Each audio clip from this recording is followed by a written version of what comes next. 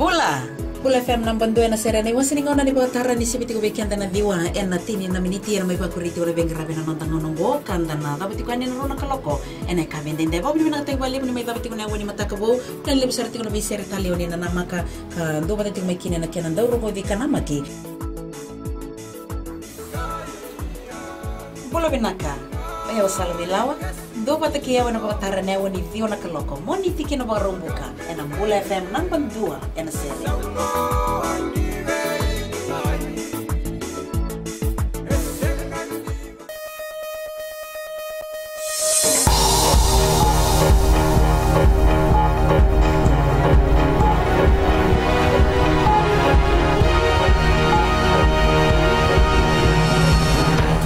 This bulletin, Permanent Secretary for Sugar Manasa Vaningi passes away after short illness. Republic of Fiji military forces take up more responsibility in the Golan Heights. And more people could be implicated in $1 million heroin bust.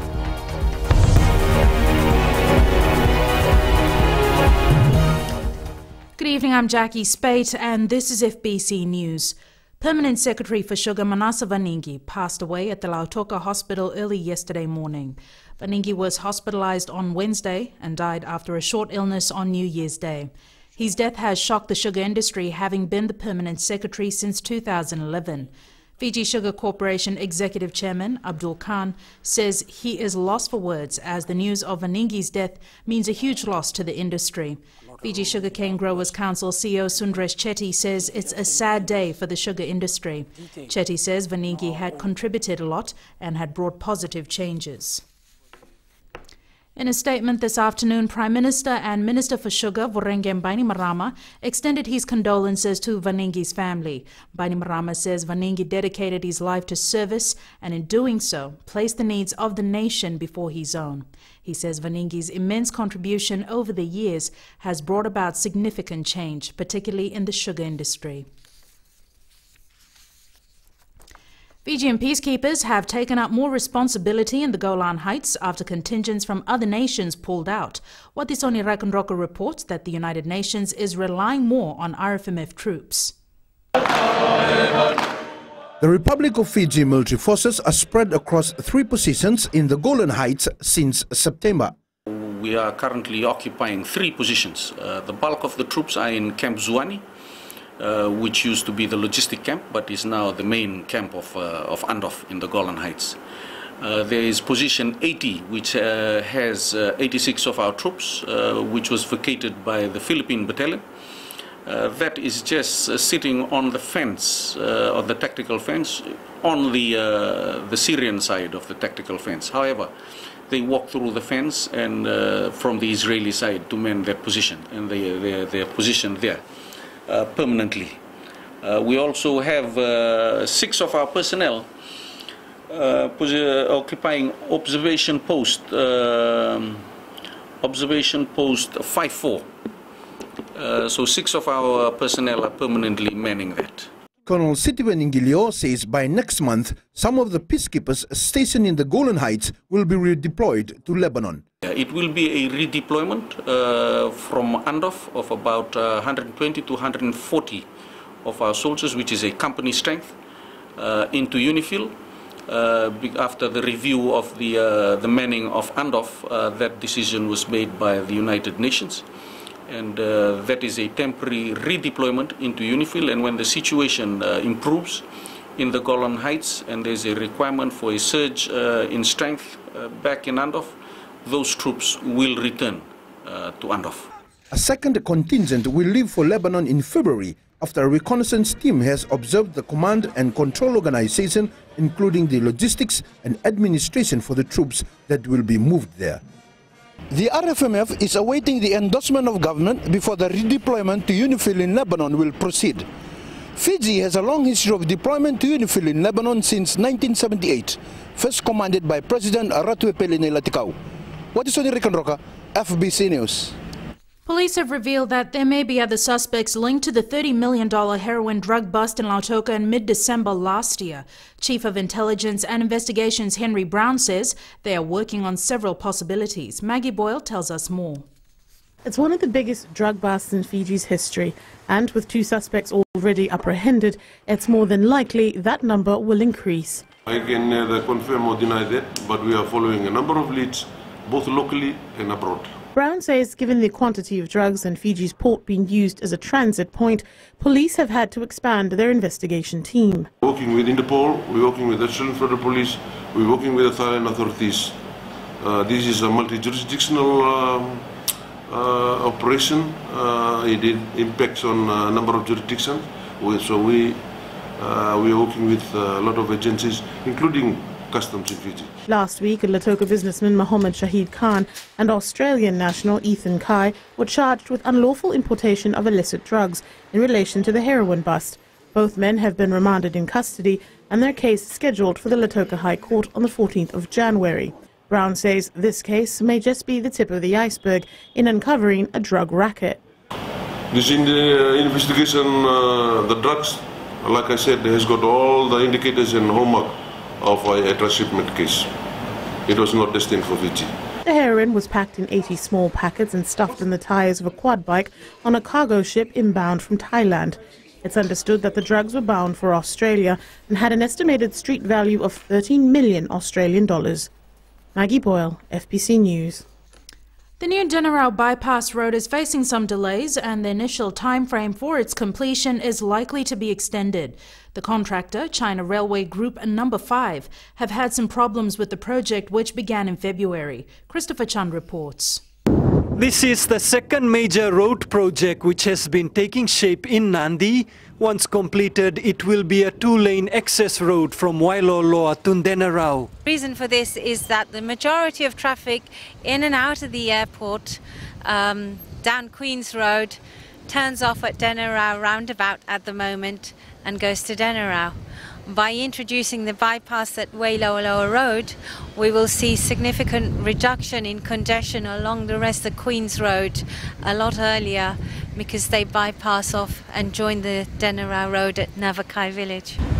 The project, estimated to be worth around $34 million, was scheduled to be completed in 18 months. At this point in time, the contractor is delayed.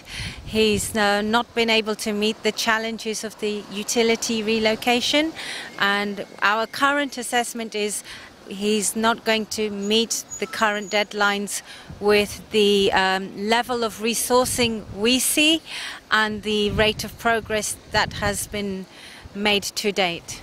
There will be a lot more work done on this stretch of road beginning in the new year, together with the Nadi 4-lane road project.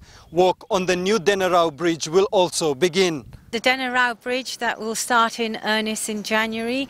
As you can see, they've already introduced another overlay, and we've improved the ramps going in and out of Denarau on the overlay bridge. 2015 will be a hectic year for road projects in Nadi. Apart from the 2 ongoing developments, plans are to review the Nadi to Lautoka and the Denarau road network. Christopher Chand, FBC News. Still to come on FBC News, preparations for back to school starts.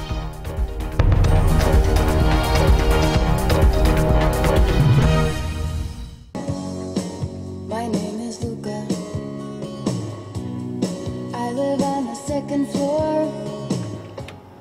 Gold FM, only the classic hits. I hope you're having fun so far. You're listening to The Ride, and I'm Kara, taking you through your afternoon. Stay with me to listen to more awesome classics right here on The Ride.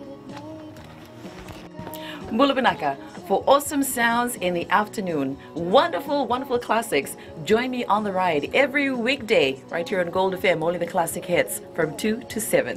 Just don't ask me what it was. I think it's cause छू छू छू हे नमस्ते Fiji. आपके हर एक problem की दवा लेकर मैं आ गई हूँ 9 से 12 बजे तक आपकी सहेली रेनू। छू छू छू 40 में 20 का दिखना है।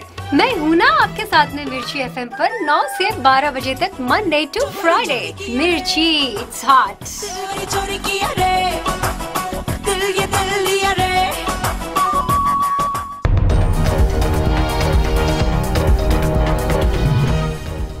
Welcome back. This is FBC News. It's a busy time for parents with preparations for back to school. For some, finding a new school for their children is also on the list, and a timely reminder from the Education Ministry, school zoning is still in place. If you're looking for a new school for your child, you have to apply for one that's within a 2-kilometer radius from your home. Fully enforced in all parts of the country, including rural. There was some misunderstanding that it's not enforced in rural, but let me clarify. In urban, as you know, there are schools all over, so it's 2-kilometer radius. If still they can't find a place in the school, they should communicate with us. We will provide a space. Dr. Mahendra Reddy confirms they have been receiving a lot of queries as the 2015 school year draws nearer. Only rural communities are given some leeway with regards to the 2-kilometer radius. For rural areas, zoning is enforced, but it's not, the distance is not enforced, because you won't find schools within 2-kilometer radius. So what it implies is that if there's a rural high school, let's say, then the parents should not send the child to the urban high school. They must send it to the rural high school if they want to. Any parent who chooses not to follow the school zoning policy excludes their child from some government benefits. There is their own prerogative in terms of one, bus fare, etc. They won't be eligible to get a bus fare voucher. And secondly, the urban school will first take students within the 2-kilometer radius. And if there's a leftover space, then that will be available to any other child that would want to study there. Zoning was implemented in 2011 so that there is an equal distribution of students among all schools across Fiji. Akusita Tale, FBC News. 2.5 weeks remain before school starts, and some parents have already started buying books for their children. Sakyus and Ivor caught up with some of them in the capital city today. Sovara Rui from Natavea in the interior of Naitasiri caught the first bus to Sova this morning to buy books for her children. Just the beginning of January, and I thought it's a good idea to start my back-to-school shopping, since the bookshops is still not busy and also there is enough time for my children to cover their books. Another shopper, Pravita Devi, says it's always best to buy books this time around. Just come to buy some books for my kids, like it's back to school special now. So how many children do you have? I got 2 daughters, one in Form 4, one will be going in Form 6. So they're going to Rishikul College. At the moment it's good. It's an early year. We have to buy the books back to school. So why are you deciding to buy books early this time? Oh, this is the time we can save. This is the saving time, so we have to buy. So like, there's plenty things for school things. Like books is the first thing. Like second thing will be the bags and all those. According to the owner of Pacific Bookshop, Selva Reddy, a lot of parents started buying school books, pen, book covers, and school bags in the beginning of last month.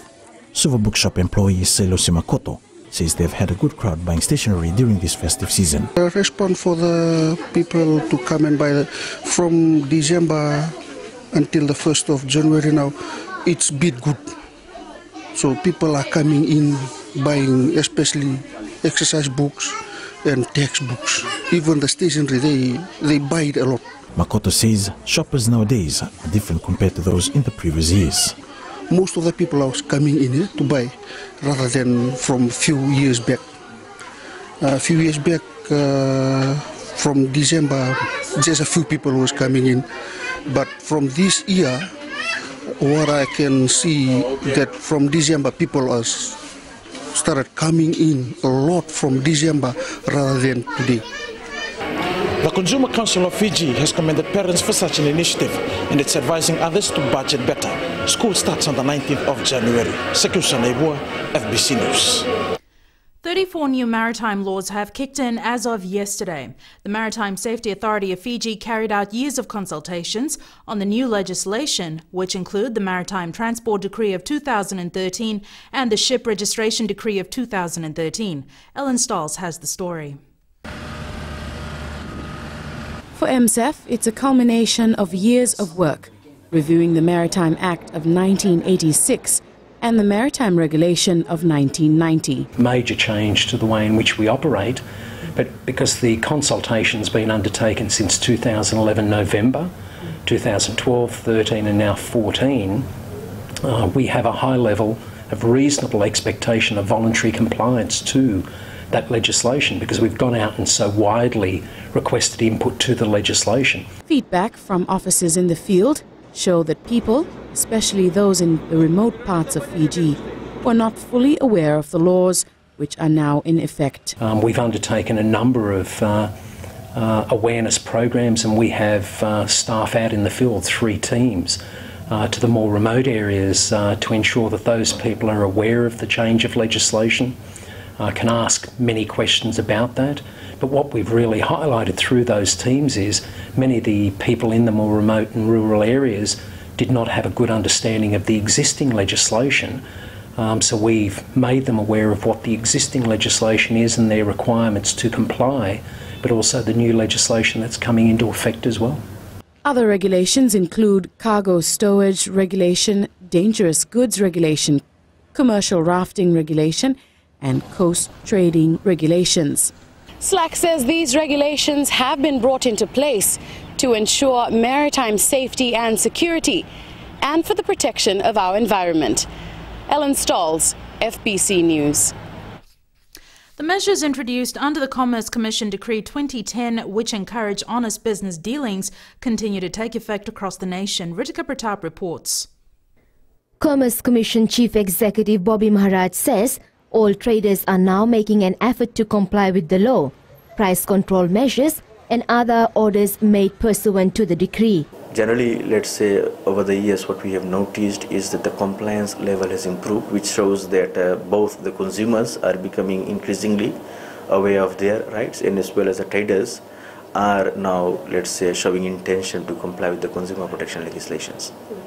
Maharaj says following the implementation of self-regulating guidelines for landlords and tenants, there has been a genuine effort by all parties to comply. What we have seen is that frequently we receive calls and visits from the members of the public coming down to the Commission to understand the SRG, and then going back and discussing with the landlord and tenants vice versa in terms of the requirements such as the need to produce receipts, the need to have a written agreement, and the need to have a condition report before the tenant moves in, and let's say for the same to be vetted once the tenant moves out. The Commission has also imposed price control on some basic food items. The current procedure of the Commission is that, let's say, for any price control items in the food sector, submissions are received, and within 24 hours we review and release the prices, and post the release of the prices we send our inspectors to ensure that the new prices are complied with. So generally, let's say, over the years what we have noticed is that the compliance level has improved. In 2015, the Commission aims to improve compliance even further and ensure businesses abide by fair trading practices. Ritika Pratap, FBC News. We're done at sports now. Here's Jamie with the latest. Thank you, Jackie, and good evening. In sports after the break, Nandronga Rugby President impressed with France-based Nandronga players after recent visit, and women's rugby development heading in the right direction. This and more coming up.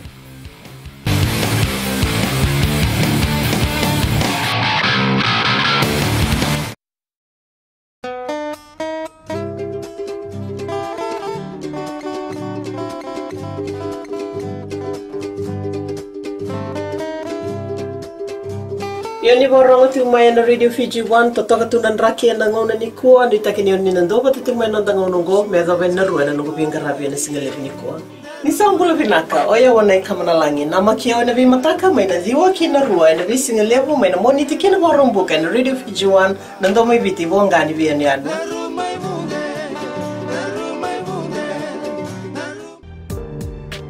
देश की धड़कन radio Fiji 2 का ये प्रसारण आपके लिए कार्यक्रम में आपका स्वागत हम कर रहे हैं। याद रखते हैं अभी से लेकर रात 12 तक यह सिलसिला हमारा और आपका चलता रहेगा। दृष्टिकोण में आपका हम स्वागत कर रहे हैं। दृष्टिकोण के तुरंत बाद आगे बढ़ते हैं कार्यक्रम में। इधर कहते हैं कि गहरी थी रात लेकिन हम सोए नहीं, गहरी थी रात लेकिन हम सोए नहीं, दर्द बहुत था दिल में पर हम रोए नहीं, कोई नहीं हमारा जो पूछे हमसे जाग रहे हो किसके लिए या किसी के लिए सोए नहीं।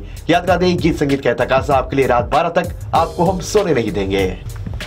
महकती रातें हर सोमवार से लेकर शुक्रवार तक रात 7 से लेकर 12 के बीच रेडियो फीजी 2 देश की धड़कन पर रविंद्र सिंह के साथ।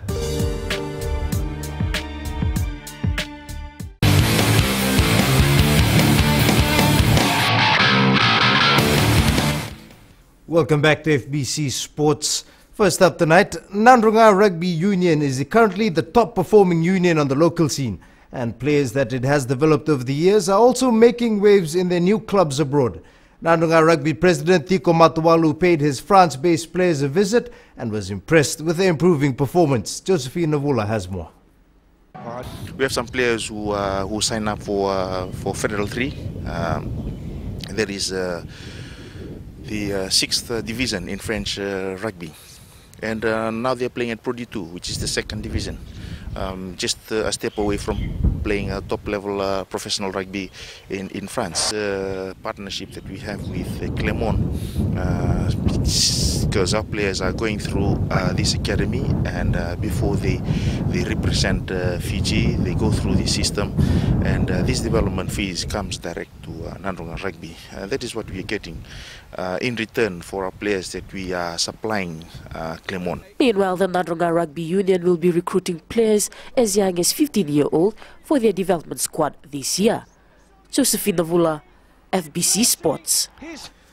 Meanwhile, the TFL Fijiana became a core team in the IRB Women's Series last year, and much more is expected from the side.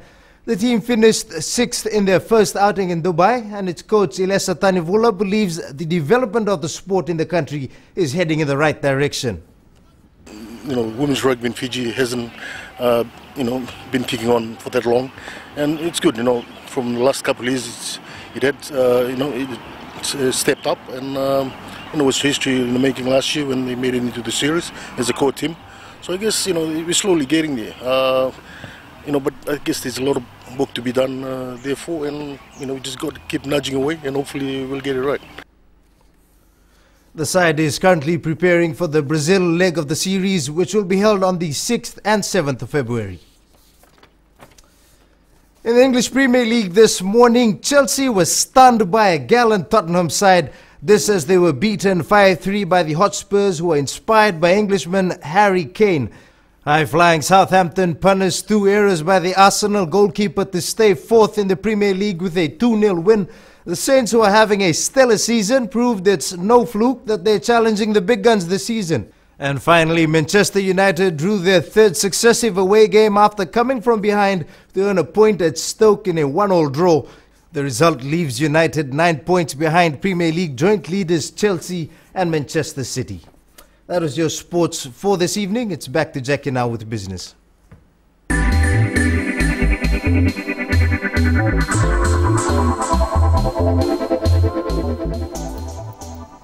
Fiji Airways has completed the formal acquisition process for a new A330-300 series aircraft. The brand new A330-300 is expected to be delivered in December this year. It will increase Fiji Airways' current wide-body fleet, which includes 3 A330-200s. The 300 series aircraft will offer 40 more seats than the current 200 series, while all other aircraft features will be similar. This includes a 24-seat business class cabin featuring angled lie-flat seats, in-seat power supply, and large personal entertainment screens. Economy class will feature 289 seats with individual entertainment screens and power supply for charging devices. The aircraft will feature Fiji Airways' award-winning interior and exterior designs.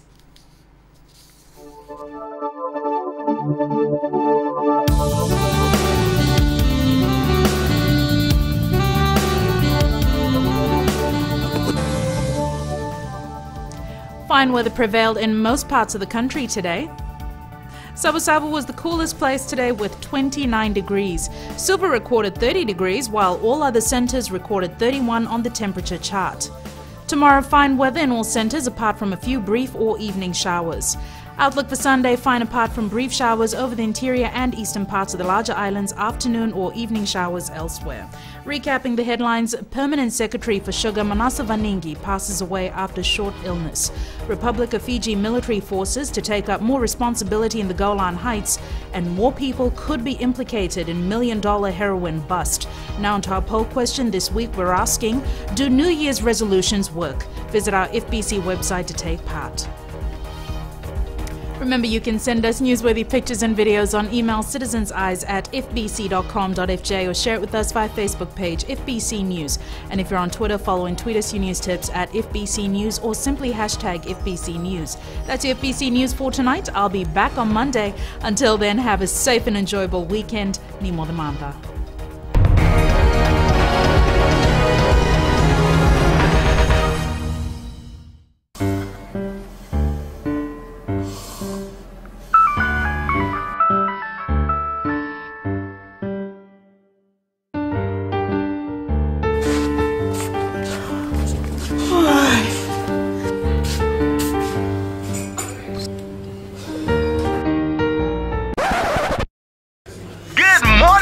It's now 6 o'clock right here on Big Breakfast, Today FM, today's hit music. Hey, I'm Pauline. And I'm Alan. Tune in to the Breakfast Show on Today FM with Pauline and I every weekday morning. From 6 a.m. to 9 a.m. Right here on Today FM, today's hit music. Today FM, today's hit music.